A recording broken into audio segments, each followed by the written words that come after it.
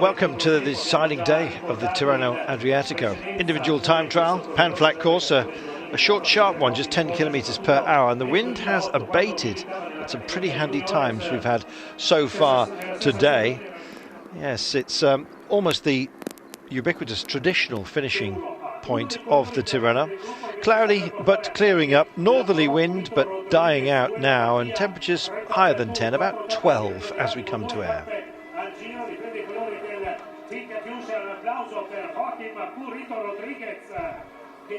So this is what we're dealing with. San Benedetto de Tronto, heading off down towards the marina area, and then a switch back after a little shimmy. That chicane mirrored on the return leg, incidentally, because we're both sides of a reasonable highway. There's your turn. So the only real technical part of the entire run, I suggest, save for that little jink at the end to bring you back down towards the finish line. And the traditional finish, which has brought joy to so many. Fabian Cancellara starting today as favourite after taking the individual time trial here last year, same course. Some others, though, it's, I guess, a time to really go all in, and particularly we're thinking the likes of those who have a chance of victory, of course, Peter Sagan amongst them. California was a little bit more technical. Peter Sagan bossed that. This is an easier course, you might think, but I think Sagan would probably prefer it to be a bit more technical, quite frankly. So we'll see how he manages at the end after the turnaround. Of course, we're in reverse order, so it will be Greg van Avermaet to go last, Stybar just before him, and Peter Sagan. So how do we stand as we are right now? Alex Dowsett, a British time trialling champion, former winner of a stage on the Giro d'Italia, which was, of course, that individual time trial uphill, you may remember. This is flat, but nonetheless, it was a rousing performance by Dowsett. And in fact, he's third quickest so far with an 11 minutes and 23 second finish time. So handy for Dowsett. He kept it nice and smooth. He's a quality time trialist and invested a lot of effort into this one. Nearest man to him, or he, the only two ahead of him, Tony Martin, German time trial champion, so don't get confused, you're not seeing rainbow bands, save for on his sleeve caps, of course, as a former world time trial champion. Vasil Kiryienka, I have to tell you, has also been off today and didn't set the course alight despite getting a top three last year, an 11.28 for Kiryienka. Tony Martin went better than that by 5 seconds, but had been on the course before Kiryienka, so Kiri never had his hopes ignited, let's put it that way. Tony Martin with an 11.23, and he's not the quickest, no. And in fact, the quickest man out there is no surprise to our friends in France. Francis Leezer set a blistering team time trial, we remind you, and well, it proves that they really have got their time trialling heads on. Monstered the split. Kiryienka was quicker than him at the split, incidentally, but just faded at the last. Whereas Johan Le Bon, well, he's our quickest man. And frankly, it looks like a very good time, especially as he's beaten Martin, he's beaten Dowsett, Bodnar, Kiryienka, Steve Cummings down in 7th place at the moment. Taylor Phinney, 9th, 12 seconds slower than the two times French champion. Fabian Cancellara went off the ramp about a minute and a half ago. He is underway. Can he get the beating of Johan Le Bon? Le Bon in the hot seat then, back home, and here is that sort of opening couple of gentle curves, nothing too serious to distract the concentration of the great man. Fabian is on stellar form, as I'm sure you saw at the Strade Bianche. One man who was in the Palio Square this year. In fact, warming my seat. Was it still warm from last year, Matt? Matt Stephen. Only just. Yeah, great to see. Well, first off, it's Fabian Cancellara's form this year. 2 wins on the road, already a win in the individual time trial, and he's got to be one of the favourites. He set the fastest time in this exact event last year, 11.23. So that time has been beaten by Johan Le Bon, but Dowsett and Tony Martin share that same time from last year. Mallory was second last year, but Fabian Cancellara, without a shadow of a doubt, has to be one of the main favourites today. And just for everybody's information, it's a northwesterly wind helping them on their way out, and then a nagging headwind just from the right-hand side on the leg back. The wind, however, has abated, and we've been taking note of the frond action here. The fronds of the palms are sort of ebbing towards static, so runs are going to have a great chance. I think this, without doubt, is going to be our benchmark time, so we're staying with Fab, aptly named.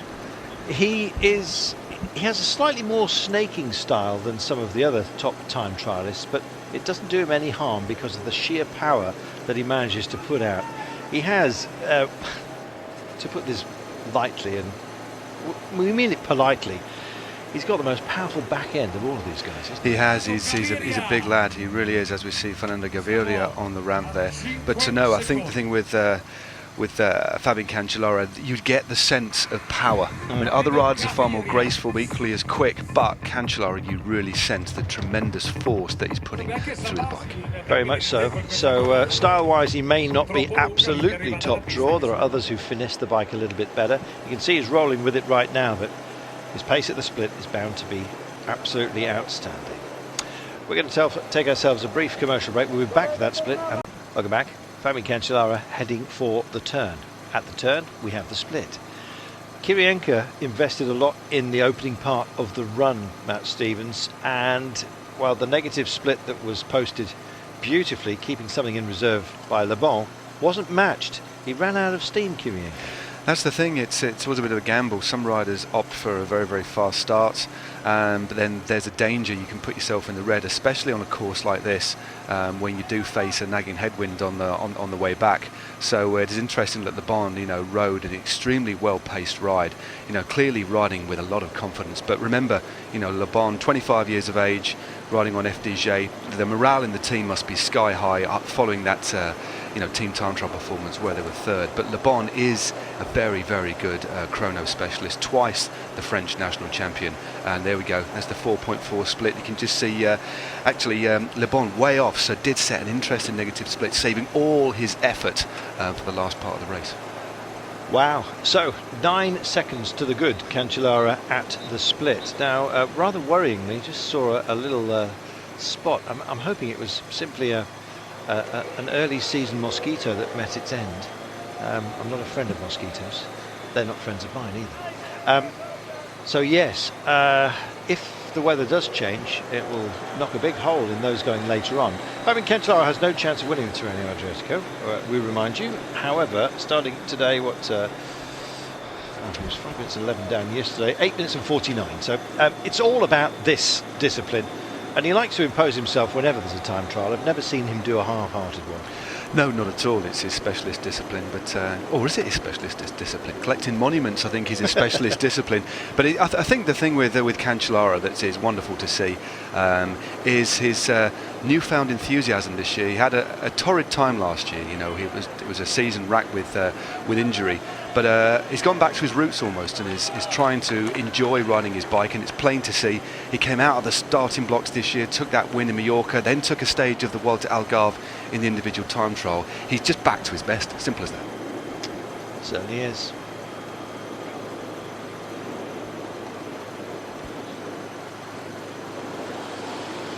Welcome back, everybody. Fabian Cancellara, an absolute powerhouse.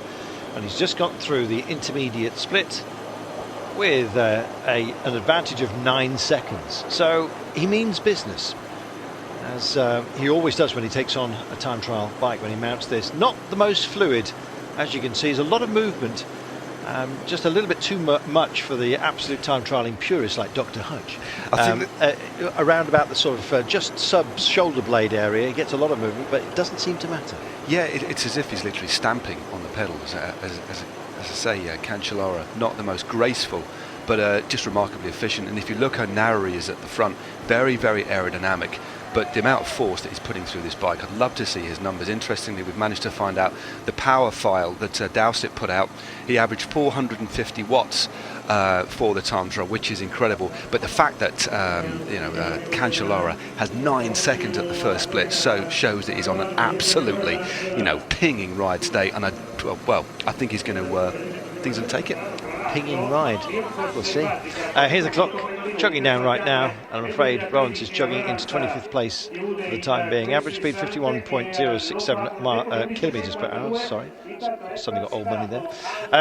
Cancellara is a beast, and it looks like he won this last year. He knows the course, he knows what he's got to do, and he's extraordinarily experienced, as well as powerful and genuinely a very, very nice guy.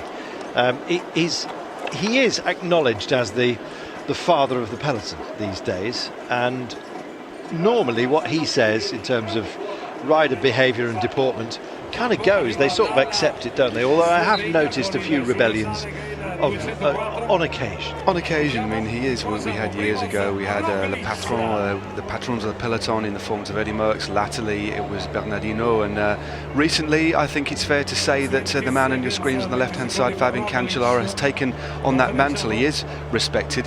You know, he's not afraid to speak his mind, which I think is a good thing. He does represent the majority of views of his fellow professional cyclists. But again, I'll say it, it's just great to see him back on form. I mean, look, when you look through the Palmares of this champion, Olympic time trial champion, 4 times individual time trial champion of the world, and back to form, and just looking at the way he's tearing up this course, he's going to set a new fastest time. Roglic, last man off the ramp, or the latest I should say. Gavazzi is coming up next. I'm sure we'll get to see him, being from Androni-Giocattoli. Savio will probably be in the car encouraging him. Be interesting to see how Rigoberto Urán goes of Colombia. He is deramping in 3 minutes time. They're going at 1 minute intervals until we get to the last 16, by the way. We're going to have the pleasure of seeing TJ Van Garderen, who has suffered a broken wheel yesterday, which is why he tumbled off back down the order. Minuteman within sight of Cancellara right now. Yes, it looks like it's Sonny Colbrelli. I mean, when you think about the distance, it is a relatively short time trial, just a kilometre or so above what would is the maximum for a prologue. So a real strange distance, but the sort of distance that you really do need to lay down the power. But poor old Sonny Colbrelli, just under the red kite denoting 1 kilometre to go, is going to get caught and quite possibly span round in the Flying Swissman slipstream. You never know. Colbrelli had a decent run yesterday, actually. Probably could have gone better if it wasn't for that crash at the end of the day. In fact, he finished 9th and was kind of tangled up in it, or his Bardiani teammates were as well. So we're just looking past. In fact, it's his 2 minute man. There we are as well. That's absolutely incredible. Also in sight as he comes into the closing section right now, and it's Ponzi just ahead. But there is Colbrelli, who's not supposed to be riding the same line once he's been passed here. He may well pick himself up a little bit of a fine. Shows you what Cancellara can do. It's no great advantage having Minutemen to deal with, especially at a late section such as this. Could be a distraction, but here he comes, and this is going to be a blistering time. There's Johan Le Bon's time. Cancellara is in no mood to party or mess around with this. Probably will be in the mood to party after this, however. Won this last year. Surely he's going to win it again with this time. There you go, 11.08, 13 seconds quicker than everyone who has been before.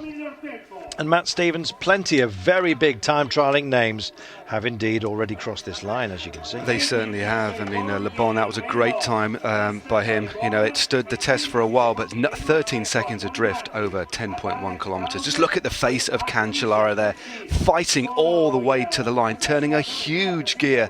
And that is an absolutely tremendous marker. It's going to be very, very difficult to beat, especially when you consider the fine form that man is in at the moment. We'll take a break, back in a moment. Welcome back.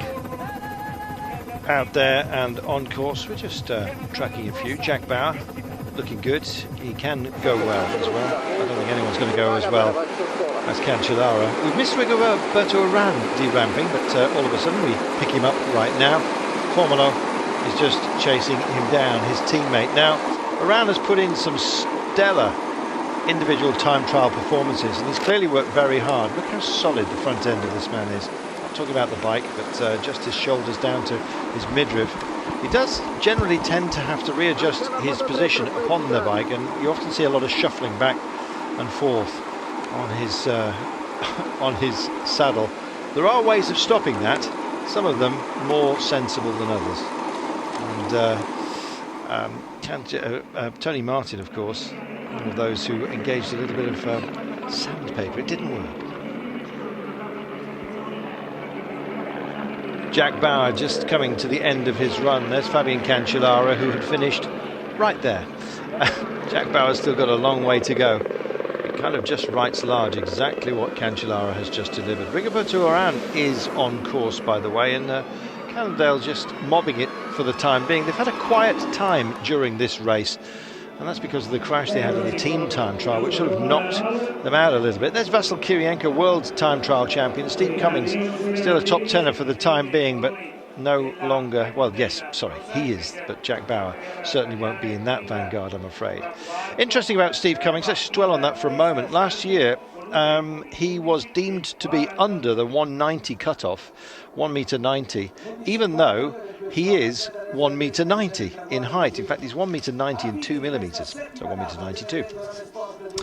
And the UCI came and measured him in the afternoon, where you generally tend to be shorter just because of the action of gravity. And he was deemed to be 189.896, so he was 4 millimetres, they said, shy of what he should be to get the allowance, which is an extension to the bike handlebars, the tri-bars. So unfortunately he was hobbled, and this year he put in another stellar performance.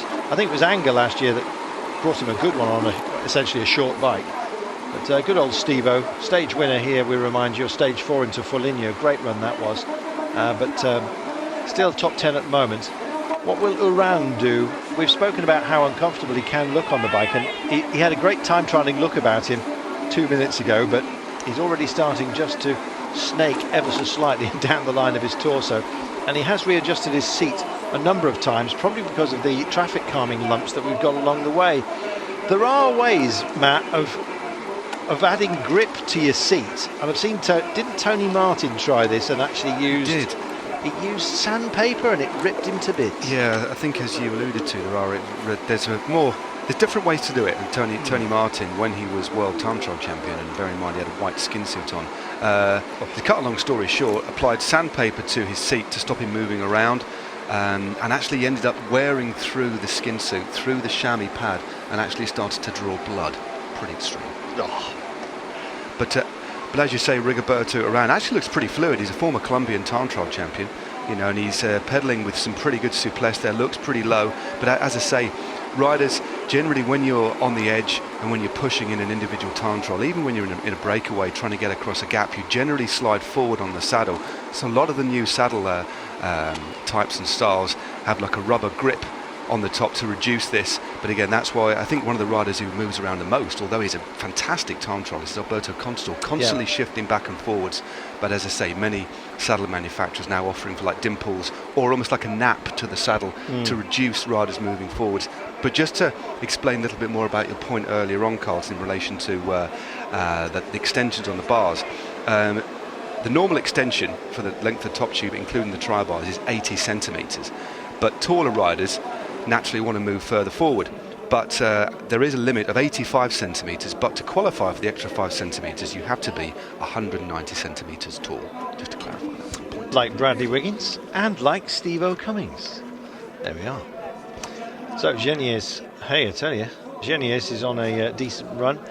Francis de Jure have absolutely nailed time trialling. Let's go back to the team time trial and also remind you that they were 200 to 1 for the team time trial. That was an extraordinary misassumption by the bookmakers and a lot of others as well. And they have come out here and they've held the benchmark time until Fabian Cancellara, of course, smashed it to pieces. But Geniez is going to get a good time as well, and it bodes well for Francis de Jure.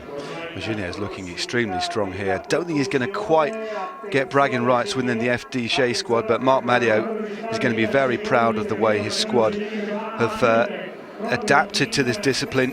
Crosses the line 11.26 for 7th place. What an absolutely fantastic ride from the Frenchman. Remember that when he's in potentially lesser races and on a time trial bike, because he's certainly produced a fantastic performance right there. Makes me wonder, actually, casting my eyes down to the very late runners, what Sébastien Reichenbach can do. He and Thibaut Pinot will go off 7th from last, 6th from last. They may well start thinking about sniffing at a podium, or at least close to it.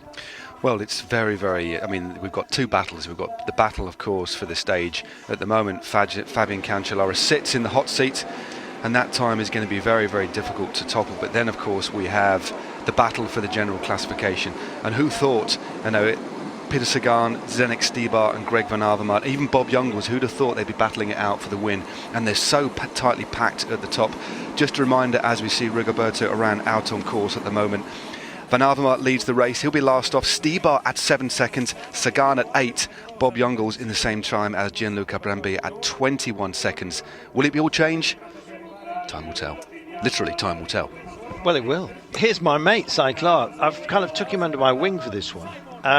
He's been such a worker for other star turns throughout his career, and now he's found a home at Cannondale, and I think he's worth keeping tabs on this season. He's had some fantastic results, and in fact on stage 2, first day of racing proper, Stybar of course took it the day. Sagan, Boasson, Hagen and Clark came home behind Stybar's gap, so the man Stybar went off, and finishing very, very strongly on a lumpy day was Simon Clark. Got caught out by the crash yesterday, by the way, when potentially he might have had an option, so maybe a slow burner, but you just watch. I think Simon Clark's got some good results coming this season, and you never know, he is riding Milan-San Remo. That'd be something. Yeah, I think it's a good. I mean, Clark is. I mean, if you think, looking at some of his results, he's already been a top 10 in the World Road Championships a few years back. Of course, took the pink jersey in the Giro d'Italia and had a great win earlier this year. He really does revel in the difficult conditions as well. You know, the cold, damp, sleepy conditions at the GP Industria Artigianto took that win, but again I think a real good acquisition by Cannondale this year, and as you say will be given the team leadership role, and I think we're going to see some pretty interesting results from him throughout this year. Grivko D-ramps away. I do like the Ukrainian flag, by the way. It's the cornfields of what used to be the Soviet Union, so the blue sky and the cornfields, and when you know that, it's only 2 colours, but it suddenly has a bit of poetry about it. It certainly does. So, onwards and upwards, or let's see what Ronson Garcia. I don't think he overly uses one of those names. The Spaniards really do lock out the names, apart from Reinhard Janse van Rensburg. I think it's the longest name here, by the way. Somebody else as well, who's well worth a look for Milan-San Remo. Looking forward to it. You must be as well, Matt. Yeah, it's going to be a great race. It's it's a big shame we haven't got John Degenkolb, but the riders that are going to be lining up for Milan-San Remo, it's going to be something quite special. So difficult to call a winner. Of course, they're out and out favourites, but it all comes down, doesn't it, to the last 2 climbs, the Cipressa and the Poggio. It's going to be absolutely fantastic, and I for one am looking forward to commentating on that one. Yeah, who knows? We might get another Cholek moment. Could it be a Clark? Could it be an outsider that takes it? Wouldn't it be magnificent if it was? Just all for the good of cycling in my mind. So Rigoberto Urán still hitting the course. Haven't got his split at the moment. Well, we're just tracing Rigoberto Urán. Not been blessed with a split time, unfortunately, from our local timekeepers, but one can only assume he's going reasonably well. He does ebb and flow when it comes to time trialling, and I'm not sure that today, because of his starting position, whether he really wants to go all in for this particular day. Yeah, I mean, when you look back to the time trial victories that Rigoberto Urán has had, the Colombian National Championships was a pretty grippy course over, I think it was just over 40 kilometres, and then the time trial he won in the Giro d'Italia again was a brutally hilly course, completely different parkour than this. This sort of effort favours a completely different sort of rider. And again, Rigoberto Urán, again another acquisition by Jonathan Valters coming across to Cannondale. I think it's a good buy, but again, not just going to say his morale is going to be knocked by the team time trial crash earlier on, but again, the removal of the Queen stage, it just affects a rider's focus, and as I say, I don't think he's going to be troubling the leaders today, but Rigoberto Urán, without a shadow of a doubt, will live to fight another day and will just shift his objectives. I think so. Gonçalves will be coming off the ramp in just a few moments' time. I think he'll be the next, the Portuguese. Pozzo Vivo will definitely be on our screen for obvious reasons. Italian TV just love Pozzo Vivo. But Urán at the moment, as you can see, closing and way down towards the, beyond the 50s is going to be. I think just kind of stretch your legs today and focus on goals, achievable goals later on in the season. Well, definitely, but just look at the face. Iran is trying hard here, but what I think it indicates is, how human, Fabian Cancellara makes other riders look. Absolutely demolished that course. Rigoberto Urán isn't hanging around, he's trying hard. 12.23, way off the pace, but again, just underlines when Fabian Cancellara is on form in an individual flat time trial, he is almost untouchable. Time trial champions come and they go, but Nelson Oliveira has been Portuguese time trial champion a number of times, and he had to adjust through that corner, didn't quite get the exit right. When you have got a pan flat and indeed arrow straight on more for the majority of the race, the run I should say, suddenly when you get a little shimmy like that, it can catch you out. Oliveira there 8 seconds down on Cancellara's time at the split. Geniez 7 seconds at that split, and you saw how quickly Kiryienka had been out of the blocks. So Nelson Oliveira, no slouch, and he'll go well today. No, Oliveira, Portuguese champion, has just caught his minute man, which shows that he's on a real ride.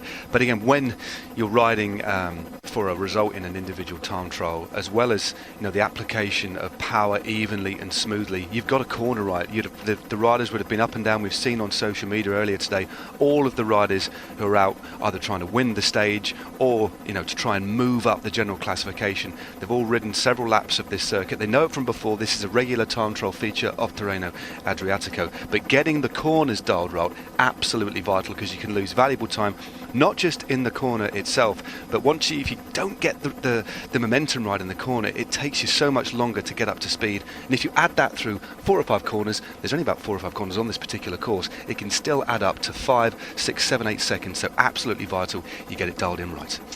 Oliveira then, towards the end of his run, he's done the little shimmy. As I said, it kind of comes as a rude awakening almost. If it was more technical, they'd expect them more, but all of a sudden you're asked to take a right-left in order to finish the day off, and here he comes, Nelson Oliveira. It's going to be a good time. There's Cancellara's at 11.08, and the Portuguese is really pushing this. Can't see him because of the police bike, but he is just masked behind, and here he is. A slow reveal, I think. From the front, it looks very much, because of the kit, looks very much like Alex Dowsett in that white kit, but it's only the green and red bands, and a slightly higher style, and again a slightly different pedalling style. Alex Dowsett, very, very fluid, but has his feet almost like a duck star, so has his ankles inwards. Unfortunately, we're not going to see Oliveira finished because we're focusing on Domenico Pozzovivo. Well, yes, thank you very much, but what we'd actually like to see is Nelson Oliveira actually come to the line. That's appalling, I'm afraid, from our host broadcasters. Pozzovivo, I said we'd be definitely going back to have a look at him, but to me that's not respecting the race. There we are, I've said it. Here we are at long last, 25 metres to go, so Oliveira crosses the line with an 11.32, 10th quickest. Goodness me. Well, sometimes we feel like burning our microphones. There's Gatto coming across the line. Oh, hung on for Gatto then. I tell you what, he deserves a bit of Gatto after that. I think we've already used that joke in the Vuelta a Andalucía, so we better dispense with that pun forevermore, really. Yeah, let's bury that one for good. Domenico Pozzovivo, apologies, Eurosport not in charge of the pictures, so if you're throwing buns at the screen, you have my sympathy. Got my sympathy. So I'll tell you what, let's get them back, shall we? We're going to take a break ourselves. Heinrich Hausler on your screen at the moment. Now, I think he got caught up in the crash yesterday, unfortunately. He and Rito Hollenstein, both from I Am Cycling, I think, hit the deck. A few others as well really got hampered, including TJ Van Garderen, who broke a wheel, and quick bike change, but quick bike change is still just a minute and so down. It was not great for him. It was such a shame. I mean, he was already lamenting the loss of the mountain stage, but because of the quality the quality and the attributes he has in the individual time trial, TJ Van Garderen was still genuinely in with a shout of winning this race overall, so a bitter pill to swallow for the American, but he will be back. He will be back. Nugget 48 telling me poor old Cholik from last year. No, I meant previously when Welcome back. Domenico Pozzovivo. We're seeing a lot of him. I don't know how much damage he's going to do on the timing sheets, but he's clearly a favourite of our host broadcaster here on site. For what end, I don't know, to be honest, but maybe he hasn't been on TV enough for their liking just for the time being. It probably would have gone well in the mountains, which are stripped out, so they're doing a favour of showing him a little bit here. That mountain stage, by the way, has caused a lot of controversy, and unfairly, I think, to the organisers. We'll dwell on that in a moment when we see Andrei Grivko complete his run. That's if we're allowed to see him complete his run. Am I sounding a bit bitter? Grivko, he can go well on moments. Grivko is an extremely good time trialist, but again, today, no match at all for Fabian Cancellara. Still going to be a respectable ride by this lad, just coming into the finish now. Grivko just getting to the end of his run. There's Johan Le Bon's time, which stood loud and proud for such a long time. Tony Martin, Leezer, Bodnar and the rest of them as those names spin through. There's Kiryienka, didn't really set the course alight, a bit too short for him to impose himself to his maximum. Cummings got a very good time as well, but as you can see, Grivko, who's not a bad time trialist, I'm afraid, is going to be heading down towards the 20s and maybe well beyond, because there's a lot of riders racked about this period, as you can see. 25th, Andrei Grivko, but 51.5 kilometres per hour. You're going to have to get in the 52s if you're going to beat Cancellara, who has absolutely lit up this course with an outstanding run. And Fabian with an 11:08.544. I don't know why I'm giving you the marginal hundreds, tenths, hundreds and thousandths of a second, because I don't think anyone's going to get close to him. It's going to be difficult at him. We've still got a couple of, well, some pretty decent time trials out yet to start, but I think that marker, I thought that the time of Le Bon, well, that's going to be one of his best time trials ever, clearly in fine form. And also, you've got to pay your dues to Alex Dowsett. He was on social media yesterday saying, finally we get to the individual time trial. That's the bit he's been focusing on. He posted a little picture of Darth Vader on a Lego motorbike. But again, Dowsett's done a great ride. He really, really has. But again, no match for the might of Fabian Cancellara, who is really riding in his pomp at the moment and looks ominous for the upcoming classics. I like Alex Dowsett, and I like the fact that he's embedded into a Movistar team that actually appreciate exactly what he can deliver. He's very much part of proceedings there. This is Diego Ulizi. Now, if we see Ulizi and we don't see TJ Van Garderen, I really am going to burn the microphone. TJ is going to go off the ramp next. No disrespect to our friend Diego here, but TJ, broken wheel yesterday, at a heartbreak moment for him. Yeah, it was awful. I didn't realise until the end that he'd been caught up in he'd had that sort of bad luck. There were several nasty little crashes on the run-in. Daniel Oss, his teammate, was another one of the riders that was delayed, but such a shame. He was pragmatic after the withdrawal of the Queen stage. He'd been focusing on that and been speaking his chances up. He's in very good form, rode an exceptional Volta a Andalusia, won the individual time trial, finished, I think it was 4th on the Queen stage there, only losing out to Valverde, so quite justifiably was disappointed. But again, although he was disappointed about the withdrawal of that stage, he didn't blame the organisers. For him, the organisers made the right decision, and the vast majority, I say the vast majority, almost every single comment I've read on social media and in the press, the riders had pretty much one voice, and it was that the organisers had done exactly the right thing in implementing that rule. The only lone voice was Vincenzo Nibali, who wasn't particularly pleased. Well, there's a couple of teams that did also start a polemic latterly, I think, off the back of Nibali sort of coming to his support, but I think it was the right decision. And so we are, unfortunately, missing TJ Van Garderen coming off the ramp. I won't burn the mic, but it's my way of just showing you that I'm feeling for you back there. San Benedetto del Tronto, lovely place. They do a very good wave breaker. They certainly do. They're very efficiently laid out, aren't they? Yes, exactly. It's almost traffic calming for Mr. Neptune himself. They'll be stealing his trident to hand over, of course, to our winner at the end of this one. They used to send in the Italian boat service. It was for that they, Panerai chunky watches. Yes, the submarine guided torpedo crew. Those watches were designed for them. Very big and bright so that they could always tell what time it was, presumably because there was a timed charge on the torpedo they were steering. Anyway, so those gentlemen from the military are usually filmed retrieving the Trident to hand over to the day's winner. But I haven't seen them do that today, so I'm afraid the boat squad is on strike or something similar. So here we are. The wind has indeed abated, so it may well favour some of the late runners. It wasn't that strong when Fabian Cancellara went off. It was blowing reasonable influence, about 14-15 kilometres an hour. Here's Eddie Boss. We didn't see TJ, but we are going to see this man, Norwegian champion, road and time trial, general good guy, has moved to Dimension Data. Don't forget, Tinkoff wanted him so badly that when he signed for Dimension Data, as it was MTN Quebec at the time, there was a flurry of abuse, that's all I can say, from Tinkoff, who, personally speaking, I like Tinkoff, by the way, Oleg. I think he's good for cycling. I think he's been great for cycling. He's been a great character. But sometimes he just wore his mood on his sleeve a bit too much.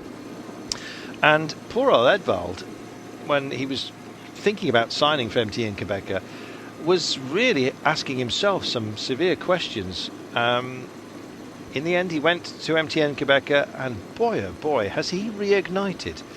He's having a fabulous season at Edvald, and this will be a fabulous run. All respect to Gonçalves as we talk about Edvald Boasson.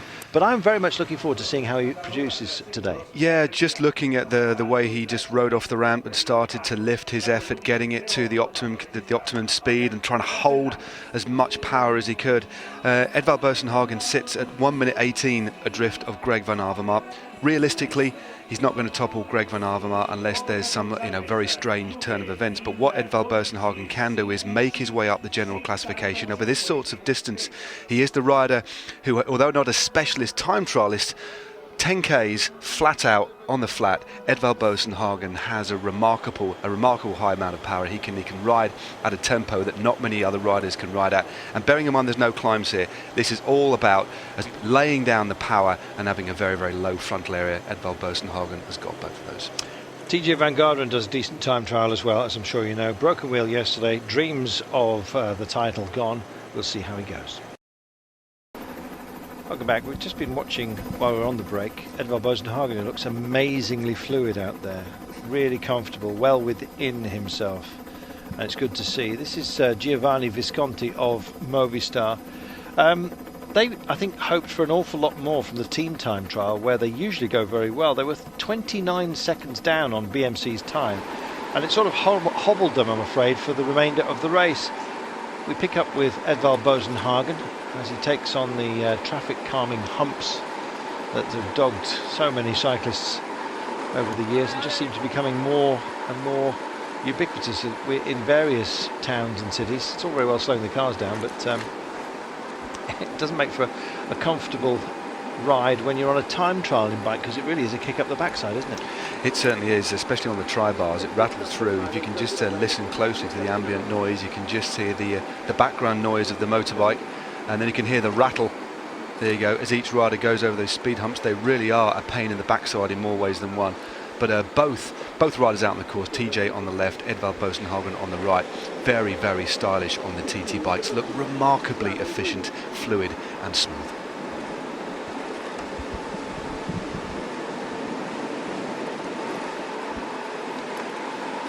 Edvald Boasson, he's looking very, very handy indeed. Smooth as well. He's rattled over some of the sleeping policemen. I think they're missing from the return leg, and look at that, 6 seconds behind Fabian Cancellara. So there's a lot of ground for him to make up, I'm afraid. He's just about to make the turn as we look at some funny spectacles. Funny to somebody. There is TJ Van Garderen. It's an important day today, especially for measuring yourself for the rest of the season. This is the first of the absolute, to my mind anyway, no disrespect to California and or anyone else in the United States or down under, this is an absolutely top draw selection of time trialists who should be on their game it's a great measure. It is, as we saw Salvatore Puccio, he's had a great race for Team Squad. Took second on the stage that Steve Cummings won just a couple of days back. But no, it's a very good point, Carlton. It is a shame that stage is gone. But I think specifically talking about TJ van Garderen, what he'll want to do, again, I can't get deep into his mind, of course, but he'll want to prove something today. Yeah. Very unfortunate. He was definitely in a place, had he finished just in the main bunch yesterday, not even necessarily with Van Avermaet, to still steal this race overall. He's a better time trialist than Stybar, better time trialist than Sagan, and a better time trialist on his day than Greg Van Avermaet, and arguably could have won this race overall. I think he's going to try and put in as hard a time trial as he can, just to prove not some bragging rights, but just to prove to himself that he could have been there. But again, that is a big ask, to try and pull yourself around. He's going to be in a completely different mental state than had he been battling for the GC. Tony Martin, third quickest with 11.23, went off very early today. He didn't have the beating of Le Bon.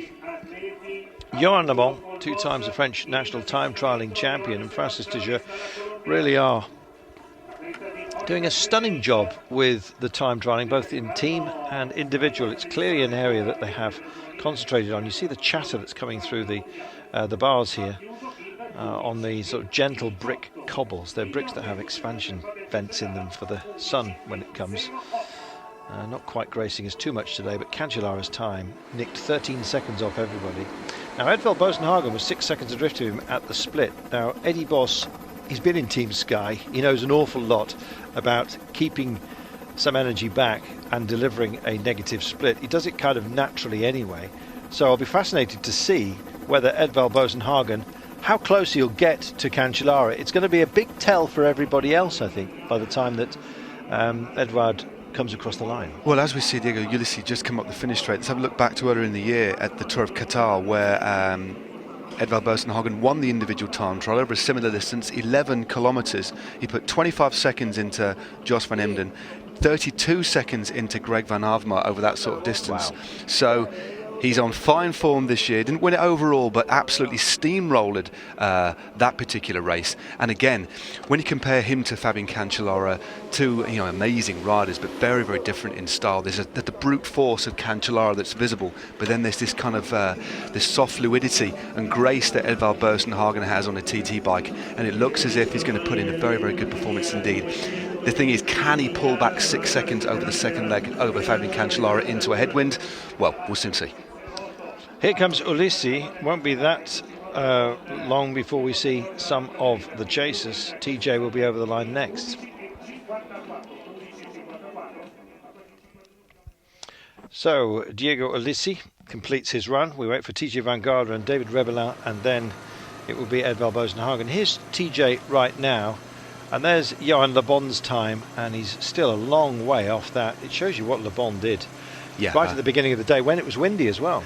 Yeah, still quite a distance to go for TJ van Garderen. Again, I think I wouldn't say he's capitulated at all, but to pull himself back with possibly victory in sight with I don't know 5Ks to go yesterday, he could almost smell it. Almost, he's ridden so well in individual time trials. To pull it back is very, very difficult, and I fully understand perhaps why TJ van Garderen hasn't performed where he normally could. Yeah. Again, had he not had a broken wheel yesterday, I think we would have seen a completely different performance from this American. I think you're right. To be honest, when Diego Ulissi came to the line, I was looking back down the road for TJ to pop up, and he would have had to be within sight of his Minuteman if he was going to knock any bridges down, I'm afraid. But this one, 54th place. I think a couple of days then to forget for poor TJ, but he will be back. He's a quality athlete. Of course he will. I mean, he's just the way when you looked at his face, if you study the concentration and the effort he was putting out. But it's different when you're fighting for the win. You can suffer in a completely different way. But meanwhile, 1K to go. Edvald Boasson. I think he's caught Rebellin en route. Let's have a look. He was his Minuteman, we remind you. They are starting to go, or they will start to go in 2-minute intervals, by the way, for the top 16 today. There's Cancellara's time. Now, he's just coming into the hoarded section right now. It's hard for me to read this. I don't think he's going to get the beating of Fabian Cancellara, but this is going to be a solid top 10 run by Edvald Boasson. He does always look like he's pedaling in slow motion to me on a time trial bike. but he's extraordinarily capable. There's a lot of power going through those almost laboured strokes, it looks like. Yeah, he's just churning in a very, very big gear. Just looking at the fronds and the leads, looks like the wind is hardly any wind at all, so enabling the riders to keep a really high pace going, but again a low cadence from Edvald, Boasson, Hagen, and as you say, looks like he's going in slow motion, just trying to squeeze that last gap, but look how narrow he is frontally. Very, very aerodynamic indeed, battling it through, grimacing out the saddle for the last few revs as he crosses the line. Oh gosh, that was an effort, wasn't it? 8th place for Edvald Boasson Hagen, gives away 19 seconds to Fabian Cancellara. His deficit was 6 before the turn, and now it just ebbed away from him. And there we are. Alex Dowsett, great run by him to finish behind Tony Martin Le Bon, the outstanding performance of the day, to my mind anyway. Just the unexpected one, I think it's fair to say, being the better of so many dedicated time trialists and indeed world champions, as you know. About Powell's then for Team Sky, about to come off the ramp, and we're getting towards the back end of today, and in fact we're now at 2-minute margins, I'll tell you. Powell's goes off. Peter Koenig is already on course, and Adam Yates as well was the first rider to go with a 2-minute gap thereafter. This is Visconti heading in. Again, actually, this is a very good time by Visconti. And there's Fab. You know, for his last season, come on then, let's see what you've been doing. He's in control of everything, Fab. He's even controlling the press. Making sure his press officer is taking the right sort of photos, or deleting the ones he doesn't really like that make him look nice and shiny. But there you go. But look at that, the smile on his face. You know, it is good to see. I know we've repeated ourselves on several occasions, but he is, you know, a talismanic rider, a rider of great presence, and it's just great to see in his last year, or will it be his last year, riding so well. Visconti, 44th. So, why did we spend so much time on Visconti earlier on? He's a Tuscan. Double Italian road champion, perhaps? Oh, sorry, yeah, I see what you mean. Sorry, I misheard Tuscan. There we are. He's a tough one. A Tuscan. Sorry, yeah. Christophe Perrault as well. Himself, a former French time trial champion. And I was just about to say, French time trialling is clearly on the up yet again. Yeah, well, Perrault, you know, in his latter years now, came to pro cycling very, very late from being a mountain biker, and then pulled out all the stops. I mean, remember just a couple of years back, runner-up in the Tour de France, no less, but Perrault, on his day, can put out a very, very good chrono, as the French call them, but it's not to be his day today, despite his best efforts starting to bob and labour in the last few hundred metres of this time trial. He's not certainly going to trouble the leaders today, but it doesn't look like it's going to be for lack of effort.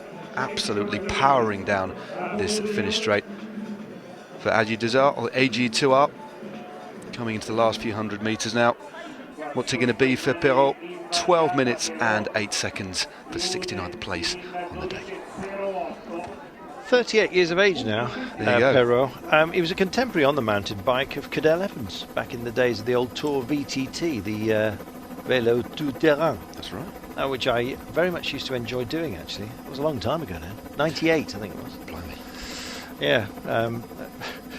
Yes, Perrault was around with Cadel at that time. It was hard to get either of them to talk, to be honest, but then again, they looked like they'd only just finished their paper round.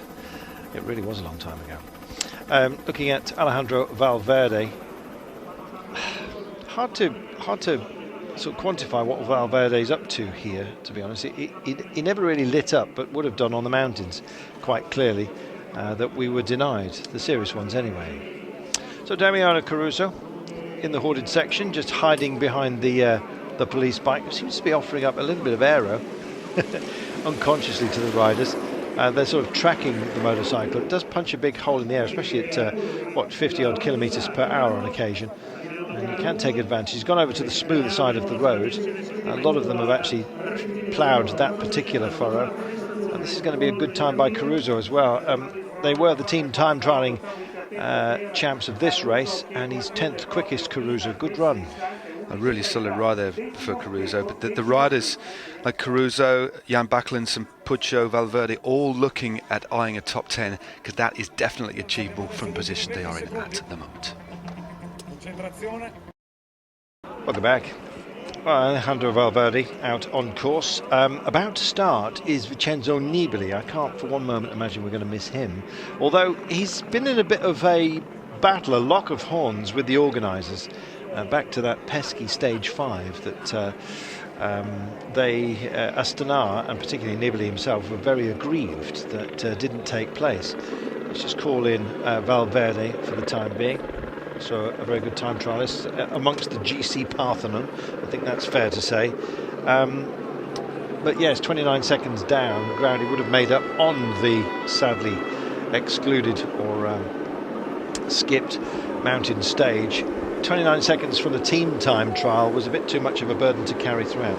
Yeah, it's a fair bit of time to lose, and with no opportunity, no real hills to make up that sort of ground. It's finally down to this time trial to sneak a little bit of time back, but interesting look on the bike of Valverde, very, very low frontally.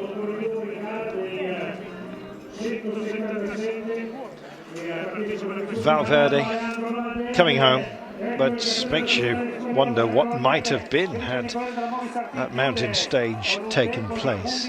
Valverde coming down, and I'm afraid 46th and giving away, 40 seconds? Well, 29 was his deficit on day 1 with the time trial, but he possibly could have made that up a little bit later, made that ground up.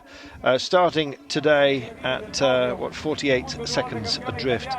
And here's Vincenzo Nibali, another man who really would have thrived in this race had the mountain stage been there, which is why he went vocal. In fact, sent a teammate up to take some pictures to show that the mountain was in fact clear. The point is, the mountain wasn't clear, and 20 centimetres of snow had fallen the previous evening in 2 hours. Now that's a lot, and the weather forecast apparently said there was an awful lot more coming.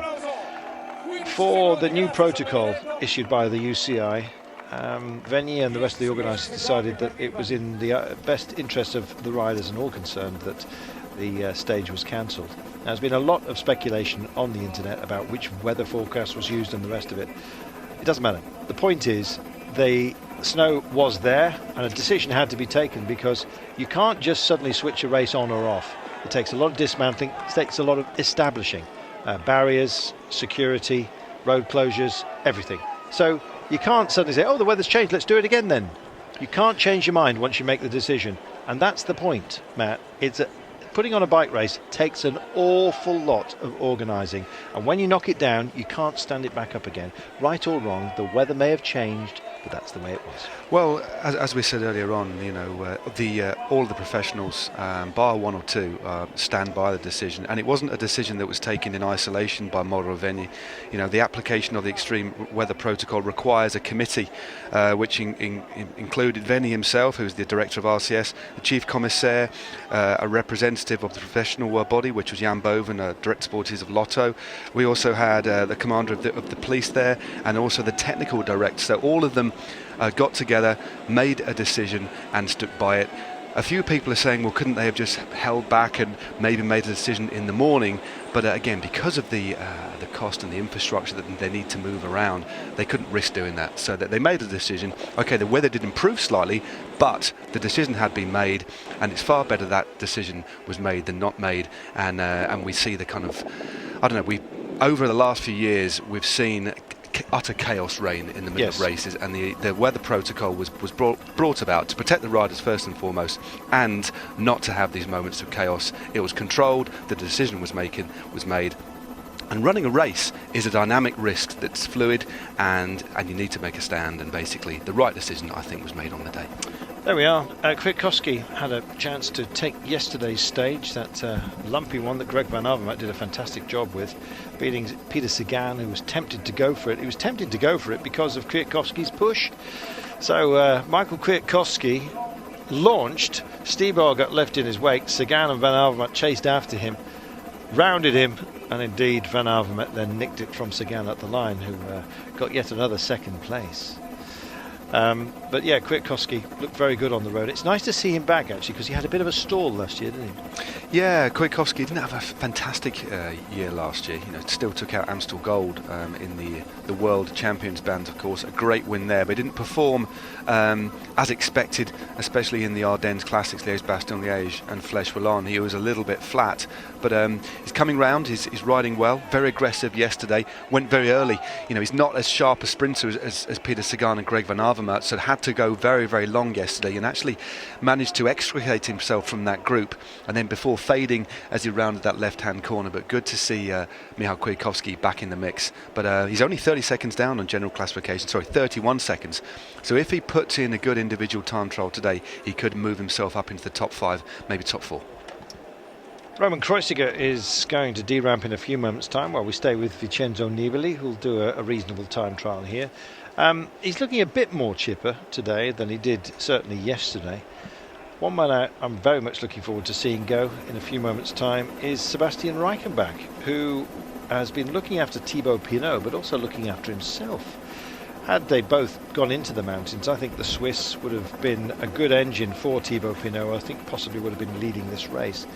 So we'll see. Francis de Jeux had a fantastic team time trial. I think both Reichenbach and Pinot will go well individually today.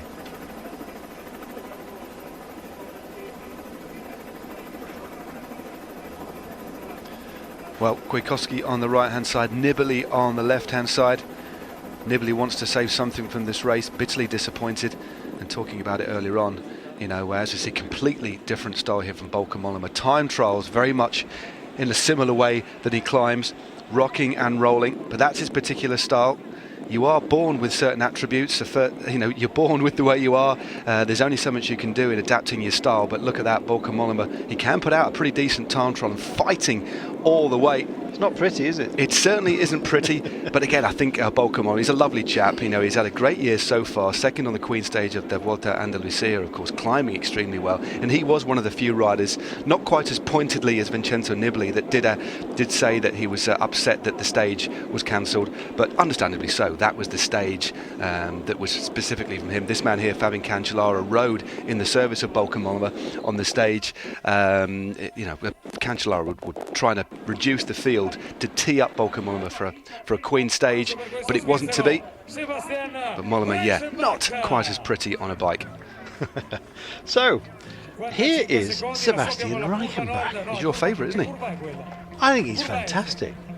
In a good position. Yeah, and he's one of these guys, a bit like the aforementioned Simon Clark, who's required to do an awful lot of work for an awful lot of different riders, and one day he's just going to be given the free pass. And to be honest, I thought it might well be sometime within this race. I thought Francis de Jeux would go well. I didn't think they'd go quite as well as he did on the team time trial. And I thought Reichenbach would go well, but I didn't think he'd be in 7th overall coming into today. Well, he is.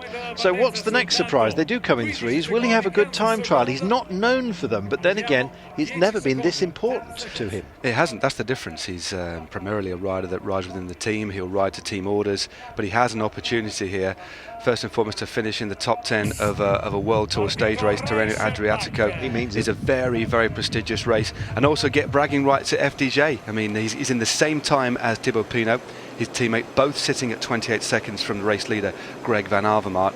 So the rider that simply does the best time trial will be the best finisher in FDJ.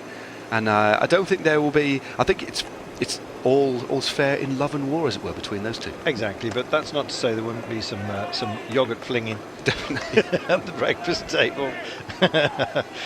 We'll see. So just watching Nibali at the moment, but Reichenbach has deramped. It'll be Thibaut Pinot next, then Brambilla, and then it gets serious. Bob Jungels, Peter Sagan, Stybar and Van Avermaet. Looking at the overall classification, Bob Jungels is 21 seconds down on Greg Van Avermaet. He has to find 21 seconds to win the whole thing. Go 21 seconds quicker than Greg Van Avermaet. Can he do it? Yes, he can. Will he do it? We don't know. And we don't know what Peter Sagan will deliver either. He went well, Sagan, in the California individual time trial, but it was very technical, much different from this. And Zdenek Stybar, I don't think it's going to be his day, but Greg van Avermaet, I think it's between van Avermaet, Sagan and Jungels. No disrespect to Brand Bia of Etixx Quickstep, Thibaut Pinot or Sébastien Reichenbach. I think if Reichenbach manages to get on the top 5, that would be a huge achievement for him. Here we are then, Bauke Mollema coming home, and well, it's going to be in the 30s, I'm afraid, by the time he finally reaches the end of his run, and possibly even worse than that. But there we are. A lot of riders at this point on the timing sheets at the moment, and he's 32nd overall, 40 seconds down. You can't fault the guy's application effort, though, trying to squeeze every single bit out. Again, doesn't excel on the flat time trials. Give him a hilly time trial and he'll put out a good performance, but fighting all the way to the line for 11:48. Meanwhile, still out on the course is Vincenzo Nibali. Many of you have been writing in on Twitter over the last few days, and he did on the individual, in the team time trial, to ask why riders, when they're trying to get as aerodynamic as possible, still have the rather bulky radios on their back. And if we just draw out here, you should be able to see on the left-hand side, you've got that bulky radio. If you had that radio in the middle of your back, it'd be pressing right onto your spine. But I could argue that you could try and get that a little bit lower. I can't see it being particularly aerodynamic, but there you go. Perhaps the decision has been made that it's more important that he gets information about how he's doing than the slight offset of the aerodynamic disadvantage.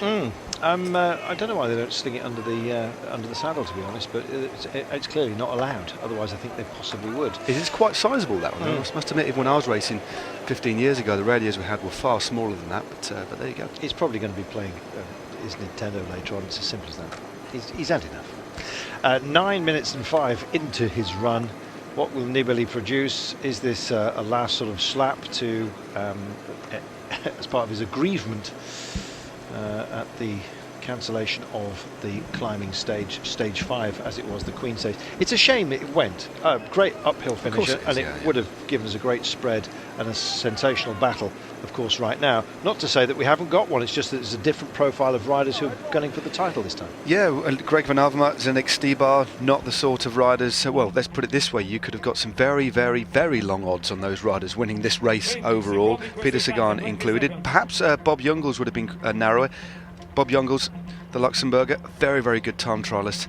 But now it's the chance for this man who's had a sterling start to the year, young Gianluca Brambilla of Etixx Quickstep. Best place of the Italians, so you're going to be seeing a lot of this run, I imagine. Brambilla, he looks absolutely determined, and away he goes. Big gear, he's churning, and we'll see. Bob Jungels will be next after him, then Peter Sagan, Zdenek Stybar, and finally Greg van Avermaet will hit the course. There's the Flamme Rouge for Vincenzo Nibali, and we'll see just how motivated he was when the clock finally rejoins us. Here we are, kilo to go, and he's going to be, 11 and a half? He'll be about 20 seconds down by the time we get there. Maybe just over a minute behind. But it's still a solid time, but nowhere near the time of Fabian Cancellara. 11 minutes and 8 seconds for the Swissman. 54.431 kilometres an hour he averaged over this 10.1 kilometre course. It's going to be very, very difficult to beat. But Sagan, could he beat it? Bob Jungels, going to be very difficult. It's going to be a battle. There's two battles here. There's the battle, of course, for the stage win, and then a battle for the overall win. 7 seconds separate first from second overall.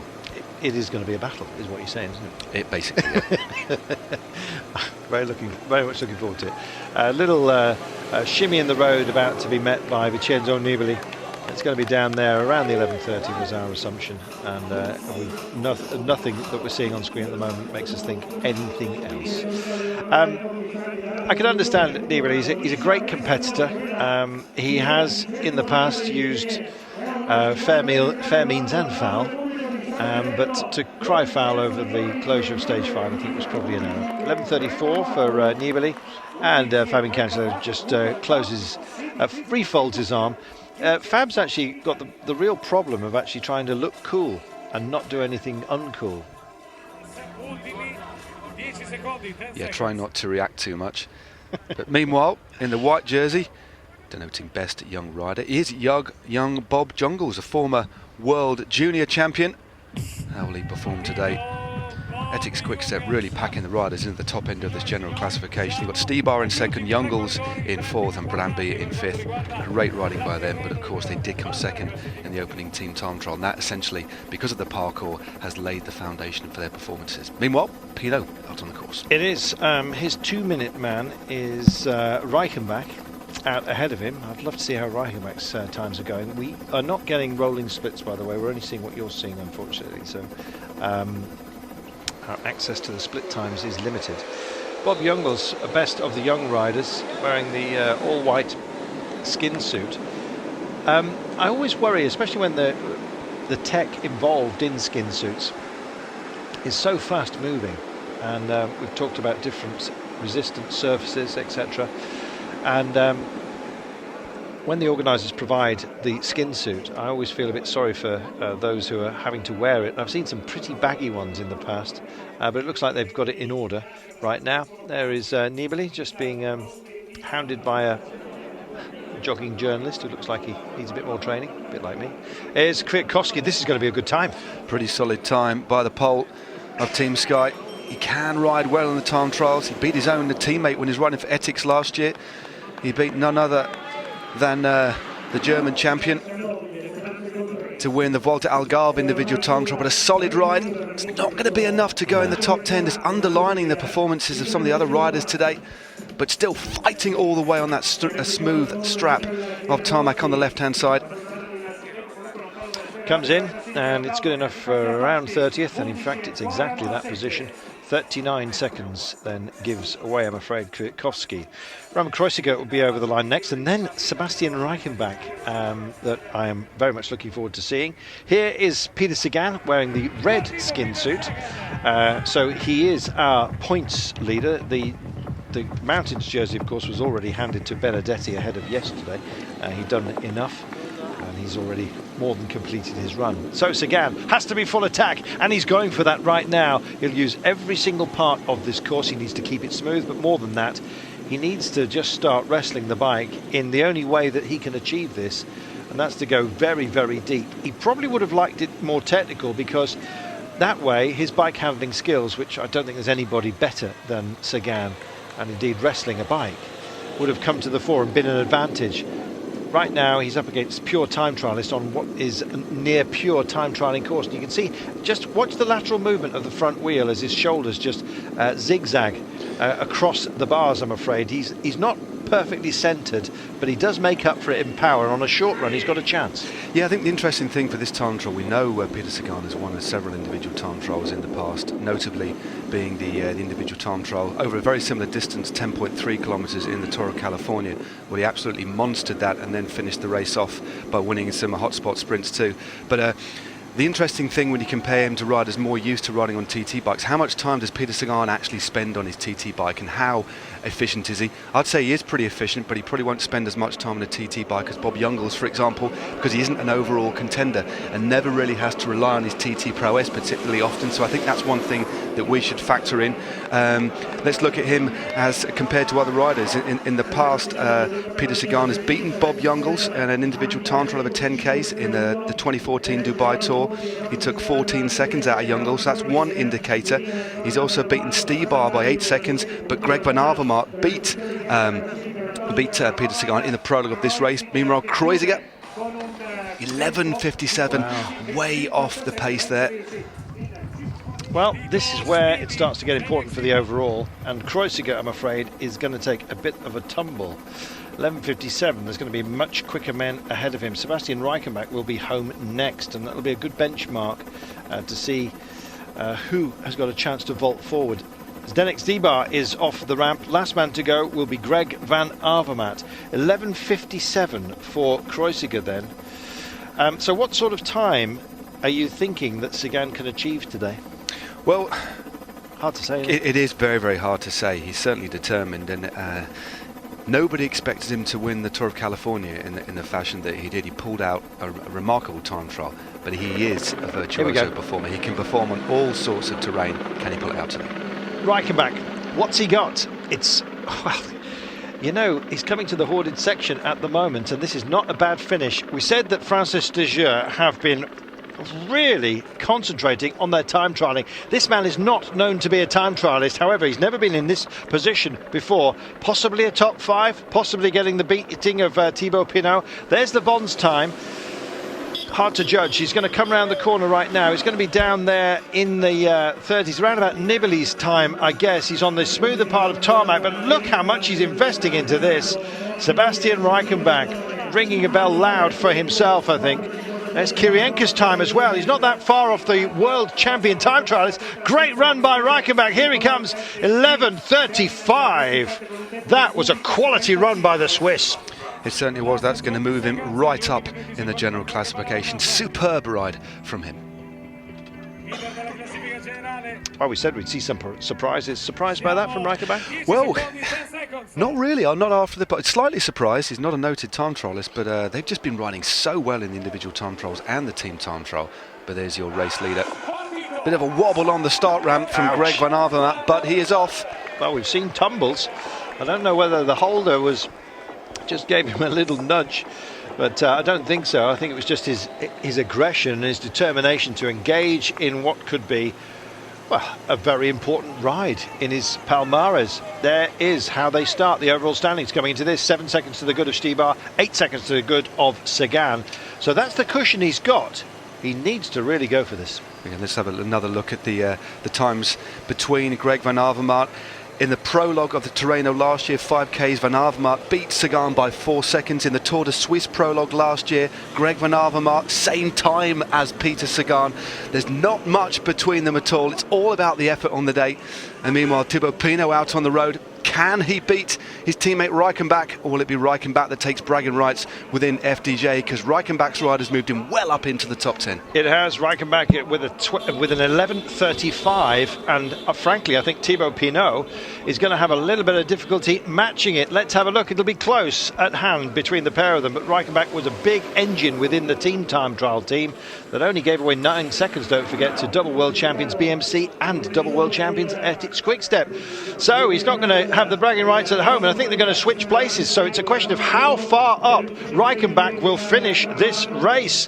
He's vaulted, but how far? It depends on the finishing times of everyone else around him. Oh, it's going to be tight, very tight indeed between those two. Oh, what about that? He just gets it, I believe, but it's going to come down to hundredths. Same time as his teammate. That will be split, as you said, Carlson. What a fantastic ride by Thibaut Pinot. Both Thibaut Pinot and Reichenbach at 28 seconds from Greg van Avermaet. Both finish with 11:35. Wow. Absolutely amazing. This is so finely balanced. And there are the 4 last riders on the road. Stybar, Sagan, Van Avermaet and Bob Jungels.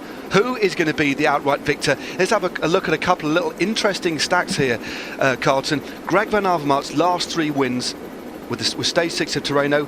Second was Peter Sagan. Het Nieuwsblad, second was Peter Sagan. Tour de France stage 13, second was Peter Sagan. Is it going to be that situation again, or is Peter Sagan going to turn the tables? Poor old Sagan. We stopped saying he's second. It's just Giovanetti's wins, that's all.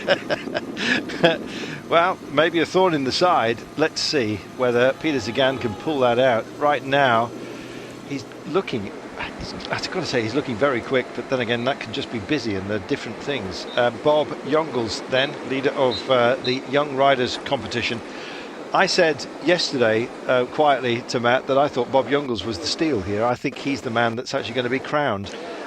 We wait until the end of this run, simple as that, to find out. We can indeed, but Bob Jungels, as I said, a former world junior individual time trial champion, 3 times the champion of Luxembourg, and last year won the final time trial stage over 12 kilometres of the Étoile Bessage, giving him the overall victory. So can time trial very one, and has already had a victory on the road this year, so in very, very good form. But here's Gianluca Brambilla, already way off the pace, still a fair distance to go, but again, although Brambilla's had a great start to the season, he isn't a noted time trialist. He's only a small, diminutive figure, can't put the same amount of power out as the big TT specialists. Well, significantly, he started the day 7 points to the good of Pinot and Reichenbach, and right now he has just lost that position to both of them, so he is not going to get a top 5, I'm afraid. And in fact, it's going to be tumbling down the order as we go. This is painful viewing, I'm afraid, for Brambilla fans. 7 seconds between positions 6 and 7. between 5, 6 and 7 I should say, and he's lost more than that time. In fact, this is a real hiding to nothing, I'm afraid, for poor old Brambilla, and that's how hard it can be. Yeah, 12-10, but again, although he's not a great position, 90th, just look into the face of Brambilla, just look at what he gave. Although 90th place isn't particularly good, he gave it his absolute all, but with a time of 12-10, Pino, Reichenbach, Kreuziger, all going to move above him on general classification, as is Vincenzo Nibali. But there's the man in the hot seat, looking hot in that rather fetching red coat. Would you like to rephrase that? I didn't mean to say that. Okay. Yeah, I just completely retract that last comment. Meanwhile, let's change the subject. Jungels coming in to the last few hundred metres of his ride. Bob Jungels, who I think can steal this. He's 21 seconds down on Greg Van Avermaet. So, mark this time in your minds. Bob Jungels will be good. Now, how good? Actually, I'm looking at it, and it's not going to be that far off Reichenbach and Pinot's time. So how much have they put into this? They got an 11:35, don't forget, and they sat, what, 7 seconds behind Jungels, who was on the same time as Brambilla. So this is going to underscore the Francis de Jure riders yet again. Wow, phenomenal performance by them. So their finish time was an 11:35. So if you add 7 seconds onto that, will Bob Jungels even hold on in front of those guys? Well, he's not going to do it, is he? Ooh. 1 second he's held on. 11:41. My goodness, that was tight. This is so finely balanced. 51, just over 51 k's an hour for the Luxembourger in the white jersey. Powering across the line. Tight at the top, isn't it?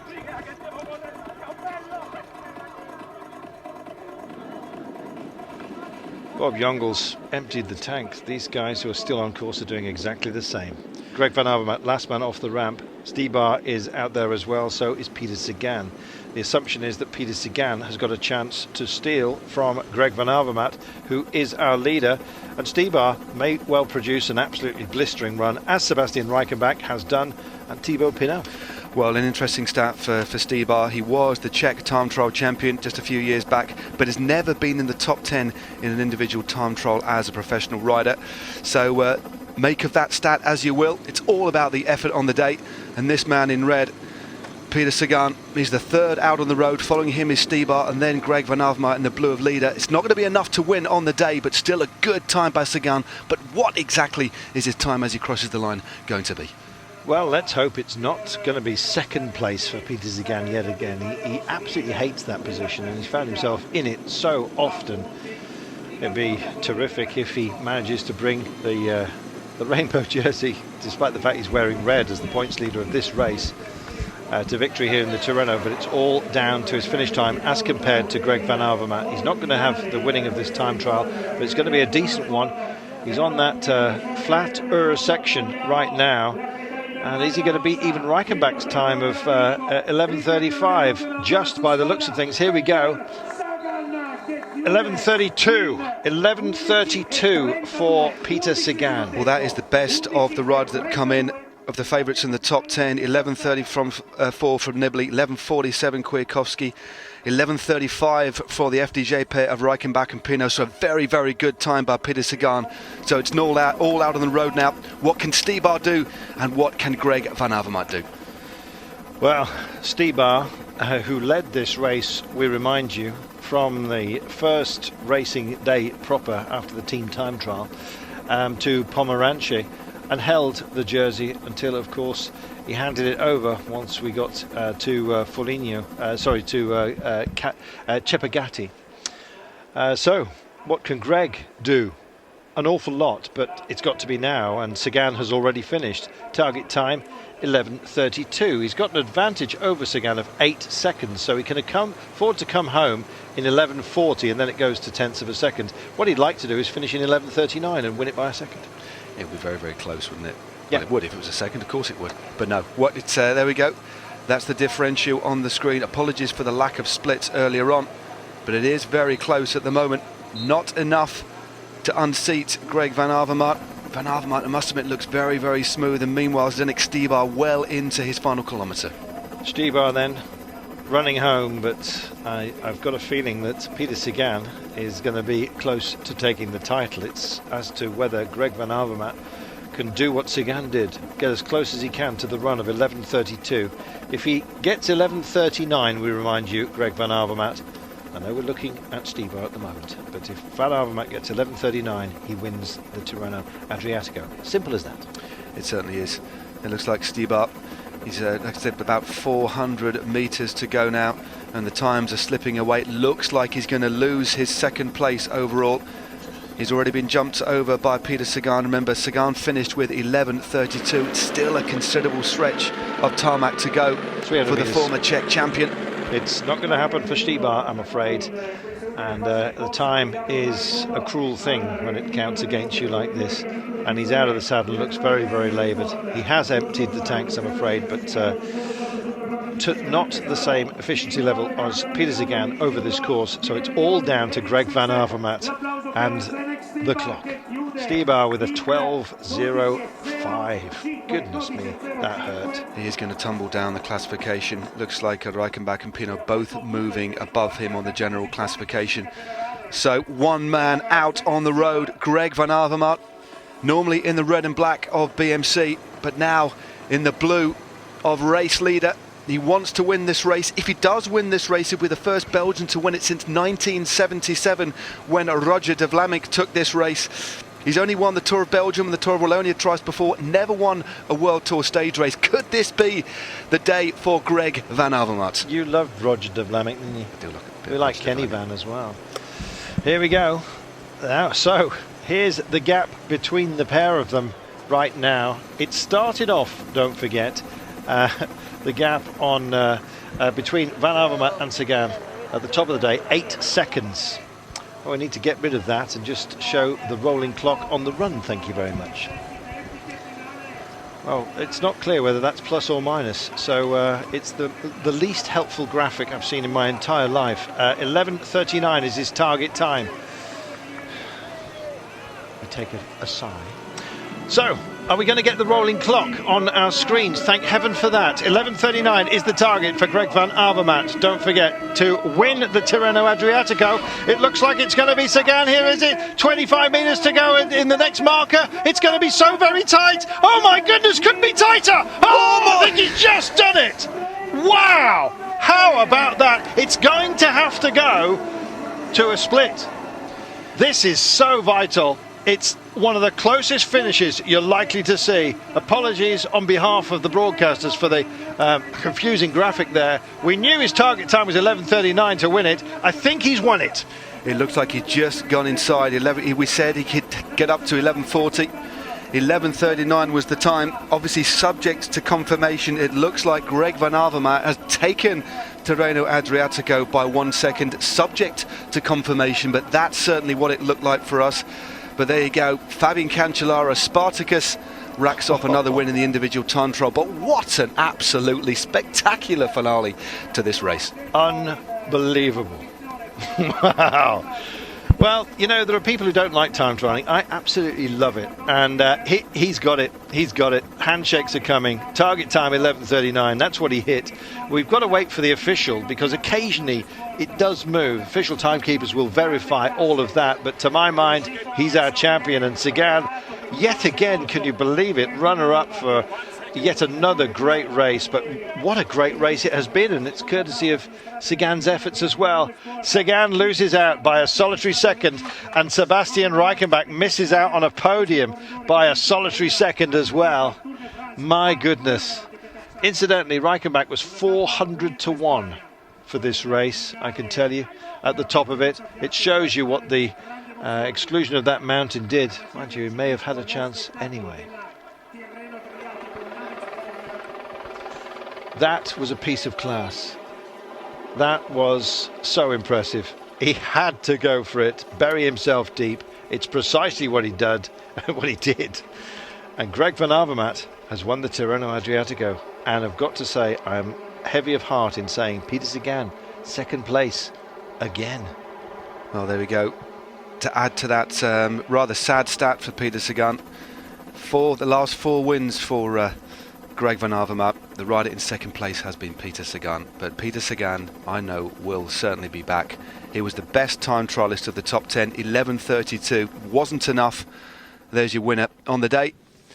Fabian Cancellara chatting to Dan. First of all, another win here on the final stage of Tirreno, but you went quite a bit faster than last year. Your form must be absolutely incredible now. Well, I mean, I don't think it's incredible. It's just business as usual. I think when we see already some other riders, they started early. We saw that the parcours seems to be faster with the weather and wind conditions. So, I just did what I had to do. And I think I'm really happy. I mean, it's the first win at this place here, so it's nice. So the indication's very good for Saturday. What will you be doing with yourself for the next 3 days? Well, I mean, for me it's now recover mood because I haven't the best feeling this week because I'm just happy that now it's over. But I think we have to see now, when we see Greg van Avermaet, Peter Sagan and Stybar, they had a nice battle on the end, and these are the guys that the international world of cycling has to watch out because they showed how strong they are, and so responsibility goes over them and the pressure as well. Fabian, thank you very much indeed. You're welcome, thanks. Wow. Fabian Cancellara takes the day, and he was just eating up the road, and indeed his Minutemen caught 2 of them along the way. He did. In only 10k. In only 10k. Just getting the slipstream there of Sonny Colbrelli, just going right up behind him before whizzing round, getting advantage. He also caught his 2-minute man, a little orange carrot dangling out in front of him, but a superb ride by Fabian Cancellara. This man is back.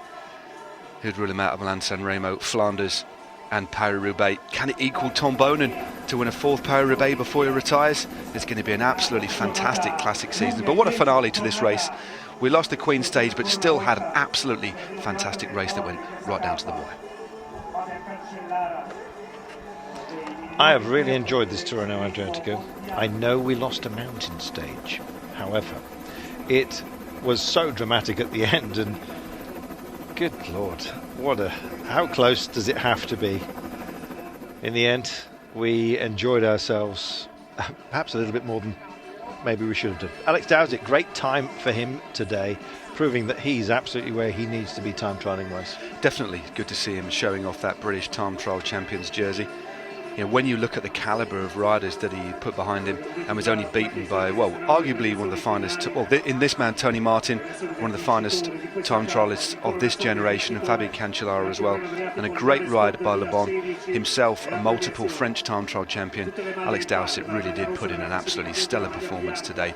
The best of the Mobistar riders too, so that's going to give him a big boost of morale. That's great for Alex though, but it was all about this man today. Fabian Cancellara pounding his way down the finishing straight. Sometimes it isn't pretty, but within all that brute force, it almost has its own sort of grace. It's quite wonderful to watch. Man and machine at one. Well, there we go. Fabian Cancellara takes the time trial. Greg van Avermaet takes the title. And what stories there are to tell from this race as well. Francis de Jeux, a team that have been much maligned in terms of their levels of success over the last few years. They've had such a good run here. In what is a raiding party team, we remind you. The team sent to Italy while Paris-Nice was going on, which was their main focus. And then all of a sudden they nail it on the team time trial finish, 3rd that day, and got so close to making the podium with Sébastien Reichenbach and Thibaut Pinot. Well, chapeau to them. It has been a fantastic week's racing. I think this race, despite losing the Queen stage, what we had the day after the Queen stage was a stage we didn't expect it to erupt in the way it did. We saw Peter Sagan go on the offensive with Stybar and Michal Kwiatkowski, a fantastic stage. And then looking back to Paris-Nice as well, that race was decided by 4 solitary seconds going down to the wire. These races, or the racing that the professionals are putting on, they're putting on a fantastic show for the sponsors, because as we know, cycling has had a tough time in the past, but what a way to reply to race like the riders are doing now. Fantastic to see. So here's Fab. How relaxed does he look? It's been a long career. Apparently this is his final year, but I don't know whether he would be tempted to just keep going, because he's really found himself. I think he potentially made that decision last year. He must be tempted. It's like Tom Bonin as well, as we see Spartacus himself step onto the podium to receive the plaudits here on the Adriatic coast. Great win for him. Terrific. Well, he's the time trialling king at the moment, and with the classics coming, that seems to suit him, and he's already, of course, taken the Strade Bianchi. He's in his pomp. Why stop now, Fab? For goodness sake. He's smiling though. I think that's the important thing. Many observers have talked about the fact Fabian Cancellara is enjoying himself. It's worth taking a look at the behind-the-scenes videos that Eurosport is showing following Cancellara this year. They are very entertaining and give a good insight into the man himself in his final year, but I think that remains a question mark. Well, we've posed it, and we'll only get the answer at the end. We'll miss him terribly. He's such a gent, to be honest, and he's so linguistically talented as well. Italian, Spanish, German, French, English. You've heard him interviewed in English, and it's as near faultless as you can get for somebody who speaks so many languages. So many skills from such a great rider. He's going to be one of those, I think, that we look back on with great affection. And he's taken today's time trial with a great deal of aplomb. So, to our race winners. I don't know whether we're going to go in reverse order with the jerseys, but let's hope that it is our race winner first off, because these events do occasionally take some time. So, Greg van Avermaet did enough to deny Peter Sagan, and that's been the case on too many occasions as far as Sagan is concerned. Van Avermaet becoming a bit of a thorn in the side. Here's the time trial standings. Stage 7 finish like this with Johan Le Bon, Francis de Jure again. Second place ahead of Tony Martin, Dowsett, Leezer, Bodnar, Geniez, Boasson, Hagen, Kiryienka, Caruso. Not far off that list, Reichenbach and Pinot, who both put in stellar performances with 11.35 for the line. So it looks like we're getting the full gamut of jerseys for you right now. Yeah, well, the next one will be this man, Bob Jungels of Etixx Quick-Step. Not quite the performance that he wanted. I think we expected perhaps a little bit more from a general classification perspective from Jungels. It wasn't to be. He is the current Luxembourg road champion and has won the Best Young Rider award in this race, so still a stellar performance from him. Definitely a man to look for in the Ardennes as we go through the year, and definitely over the next couple of years. It's one of the reasons that Patrick Lefebvre brought him across to Etixx, was to nurture him a little bit more and try and bring him through in the Hillier Classics, and then looking ahead to the Tour de France as well in the future. But definitely a bright young prospect for Luxembourg, Bob Jungels. So I believe it's young rider, is it? Or we're going to do the full. We're going to do the final podium. I think that looks like it was. It is Bob Jungels. Well, it counts for that as well. Best young rider, and doing a fantastic job here as well of finishing third overall in the race. Indeed, third overall. A great ride. He was the best performer, though, of the Etixx riders in the individual time trial. 23 seconds adrift. And already tasted victory this year. What a start by all the new signings for Etixx Quick-Step. Dan Martin's tasted victory, as had Bob Jungels. And of course the new the sprint sensation has come across. Kittel tasted victory, so some great signings. I think it's certainly a good future for this young man. Well, nice to see that they've invested properly in some flowers as well. The World Championships looked like they'd stopped at a fuel station. At those World Championships, of course, the man who won the road is the man who's up next. So a bigger bunch of flowers, but unfortunately not for him, the same result. Sagan is a world champion, and he rode like one during this race. Saying well done to Bob Jungels. Not that far off being a young rider himself, Sagan. Still a lot to come from this man. Only 26 years of age, yeah. Peter Sagan. He's been around for so long. That's true. Was winning straight off the bat with Cannondale.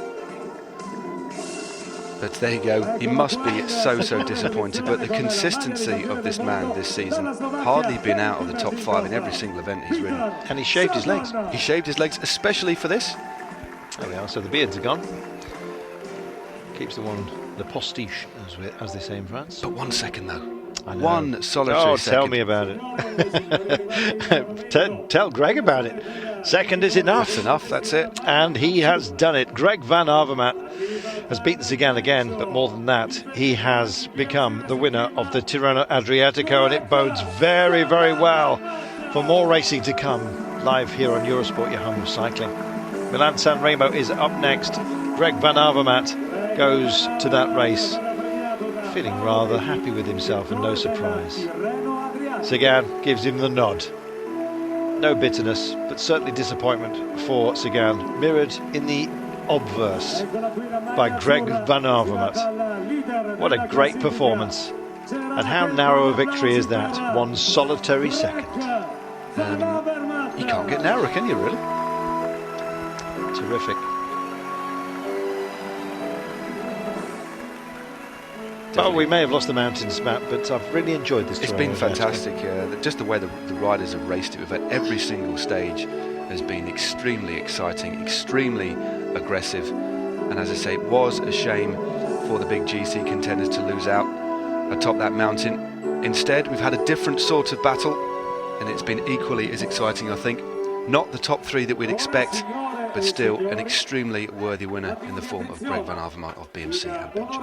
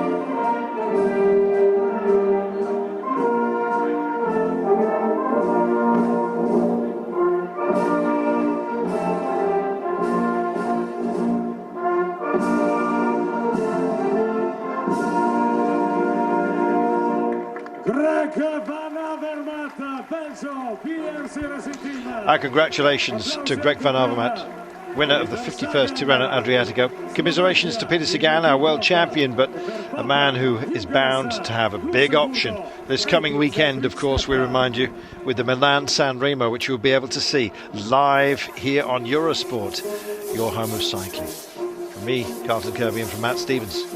For now, it's bye-bye.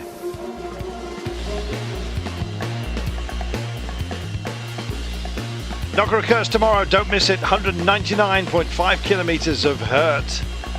Don't knock it, it's the knocker.